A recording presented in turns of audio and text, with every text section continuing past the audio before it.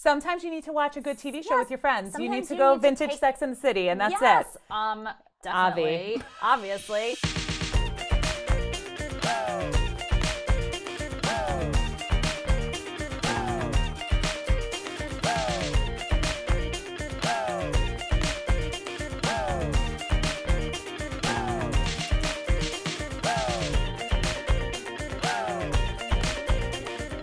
I felt that struggle as an entrepreneur so deeply, and you just nailed it in 140 characters.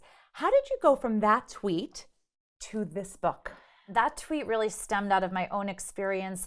I kind of changed everything in my life at once. I had a baby, I started a company, I bought a house. I was sort of in this phase of my life where I was so excited to be making that leap, but I felt like I was a little bit treading water in the pool, like I couldn't see the size.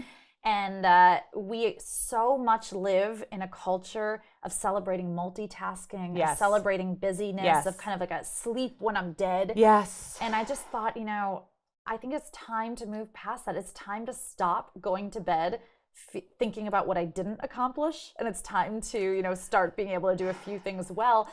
So over about the last 5 years, I would say, I've been interviewing and researching and writing about people at all phases of their life and careers and how they prioritize. And it's really incredible to see how different people pick 3 in their life. It helps you abandon the feelings of guilt, I think. Yes. Because for me to know that every day, I won't get everything done, and I don't need to feel bad about that. I can do 3 things really well in one day and get to the other 2 the next day and mix it up. And even if you don't get to them for a few weeks, right? The world isn't going to end, right? It's really taking the long view. I like to say that it's about giving yourself permission to be well-lopsided instead of being well-balanced. Like you don't want to be so lopsided that you only pick the same 3 every day for 10 years. But it's okay when you're in a certain phase of your life, when you're starting or building a company. It's okay to be a little well-lopsided in a few areas. I, as an entrepreneur, was really psyched out by the concept of the 24/7 hustle. Yes. Like all online. And you see these entrepreneurs, how I got there.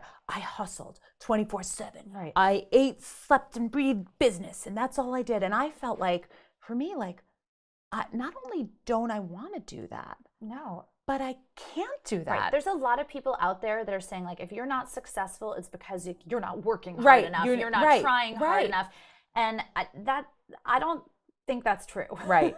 I felt that this book gave me permission and gave a lot of women permission. It's really for anybody. But for me, in looking at this, it was like, oh, right. As an entrepreneur, I don't have to focus entirely on work all the time.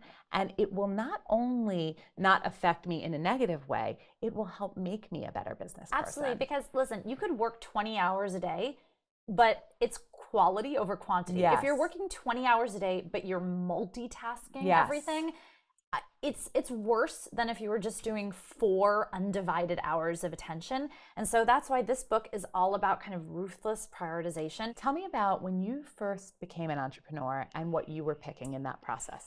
Oh my gosh. Well, because I had a new baby at home and I was starting my company, it was like work, and family. And for me, I think I let my health go for a little while. About 2 years after my son was born, I remember kind of taking a look at myself in the mirror and being like, all right, I've spent way too much money on my clothes for none of them to fit. This can't happen. Yeah, I've had a this can't happen there moment needs to be a life times. intervention. Yes. And sometimes that doesn't mean, it's okay to be kind of well lopsided towards your health. A lot of people do things like the Whole30. Yes. Which is great. That's like 30 days of knowing you're going to be lopsided and towards your health. Right, intense prioritization. So you have these areas of your life where, maybe you can really intensely prioritize something for a few weeks and then it's kind of going to go back on the back burner again. And that's okay too. Every day is a new opportunity to pick 3. And you also give yourself challenges. I know every year you set a challenge and an intention. I know you did the one where you were doing burpees. How many burpees? Oh my gosh. I did 40,000 burpees last and you year, said that was the goal. I know sounds crazy, but I'll break it down. Okay, break it down. Make it okay for me. Because I am not the kind of person who will just pick fitness on my own. I know that about myself. I know that if it's one of those things like just go to the gym for fun, I'm just going to let it slide off. I'm not going to do that. So at the beginning of every year, I set a goal for myself that I know I'm going to feel so proud if I accomplish it. And it is very doable if I stick with it every day. So 40,000 burpees is like about like 80 a day, which is a lot. But 80? But you could do that in 7 or 8 minutes in a little patch of floor. I would watch my favorite TV shows and then I would do burpees during the commercials. I need these kind of long-term goals. So I think it's also about understanding yourself and knowing what motivates you to pick those different categories. When you're feeling lopsided and you know you need to make a change, but it feels really hard to, how do you approach that? It can get really hard because we do get stuck. Change is really difficult. I think that's when it's really helpful to tell the people around you in your close circle what your current priorities are and what you want them to be. Because as soon as I started talking about my fitness goals, or as soon as I started talking about my work goals out loud, what you notice is that the people in your life help you get there. So I think one of the best ways to see how we're doing, you talked a lot about writing it down. I know you do it, right? You write down what you pick in notes, right? Every night, we are working on an app. Yeah, for so Pick exciting. 3. I told you that's going to be the key. Although I just haven't picked working on that app yet, but it's in my mind to do it. Yes. But now I just use the Notes app on my iPhone. Every night before I go to bed, I kind of jot down the 3 categories that I focused on and which 3 I hope to do the next day. I thought I'd look through my Instagram and see kind of what's missing because I do chronicle my life. I document my life.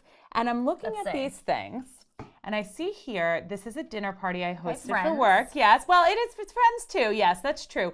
Work and friends blended here because it's people who I love and adore. Now, when you zoom in, of course, you can see that I am wearing the bracelet from my daughter's pickup from dance class that day. See, that's awesome. So you picked family. Yes, I also like that because you know how Instagram presents this perfect image. You can actually see like my little paper bracelet on there about real mom, imperfection, real mom moment because I ran there. What I show in my Instagram, I do show picking family, but you can see here career, working on Work It.